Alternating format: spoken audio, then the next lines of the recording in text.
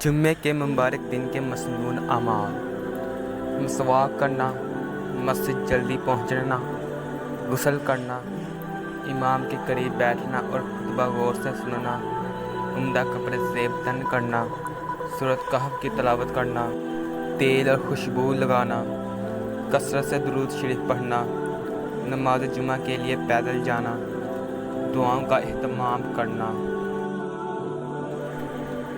جمعے کے دن کی 7 خصوصیات: اس دن جنت میں اللہ تعالیٰ کا دیدار ہوگا۔ اس دن قیامت قائم ہوگی۔ اس دن جہنم کے دروازے کھولے نہیں جاتے۔ اس دن دین اسلام مکمل ہوا۔